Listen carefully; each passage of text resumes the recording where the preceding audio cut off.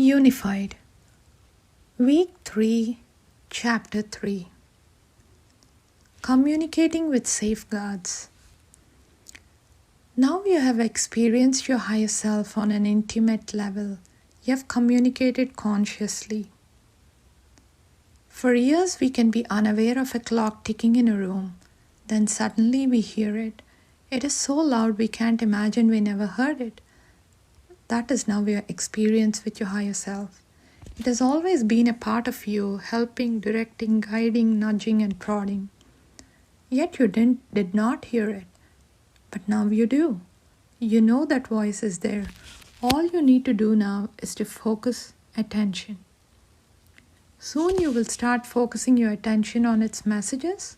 But first, you must develop some safeguards.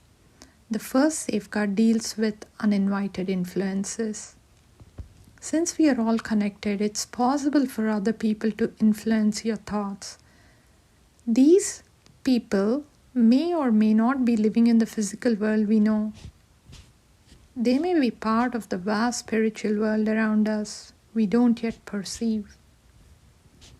Nevertheless, they are there, and some of them invade our aura, our field of energy, and influence our thoughts. The thoughts these uninvited influences feed can be helpful or harmful, right or wrong, negative or positive, fearful or cheerful, and even ingenious. You can never be sure if they're appropriate. Only the thoughts that come from your higher self are reliable. Unfortunately, most of us can't tell the difference yet between the thoughts of the uninvited influences and our higher self. Since we are masters of our own selves, the remedy is quite easy.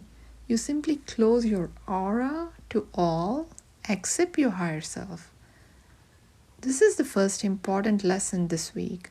Whenever you go into crowds of people, say, I close my aura to all except my higher self.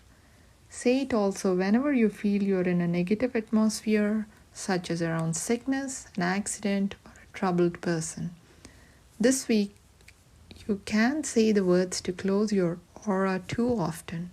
After this week's practice, the times when you need to close your aura will be clear. It will be almost second nature. In spite of all your precautions, some uninvited influences can get into your aura and feel quite at home.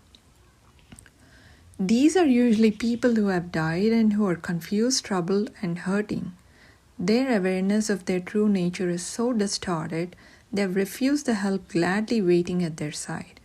When you have such an uninvited influence in your aura, you can feel moody, irritable, exhausted, pained, angry, or any other emotion and feeling that is inappropriate. These influences have come and gone most of your life. They have influenced your thinking and your actions for ages. Well, those influences are now going to stop. They must stop if you are to experience your higher self clearly. They must stop if your new life of happiness and abundance is to flow easily and effortlessly.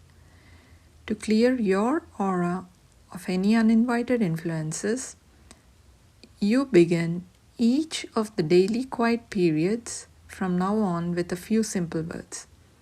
These words are to be memorized. At first, you can read the words, but be able to say their substance from memory by the end of the week. The words are, to all uninvited influences in my aura, I send love and light. You're each whole and healed. You're each created as love and light, and you're still love and light. You each feel no pain now, and you're not afraid. You each have a perfect place to go, and I ask my higher self, say the name of your higher self, to take you there now. Each of you go in peace. There is another safeguard to learn this week. That safeguard will be given to you by your higher self in the form of some signal you can recognize. This signal must be with you during your quiet periods. The signal is your safeguard that you're indeed communicating with your higher self.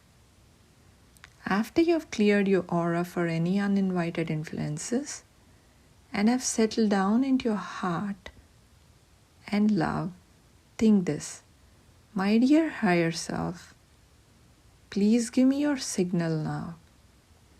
Wait for some physical signal that is obvious. It can be a movement of the head or of the entire upper body or of the fingers, arms, or legs. Therefore, it's important to be sitting so that the entire body is free to move. It might even be a movement you're used to, such as fluttering eyelids. Or it could be a sensation someplace, like a gentle caress or heat or tingling. Or it could be a vision, either a clear picture or simply light. Or it could be something you hear. There are only two certainties. The signal will be pleasant, and the signal must be given to you when you ask for it. The signal is very important. It's your signal that you're unified with your higher self, that you're actually communicating with the higher self and not with an uninvited influence. Devote your quiet times this week to discovering the signal and then simply enjoying the experience of love along with the signal.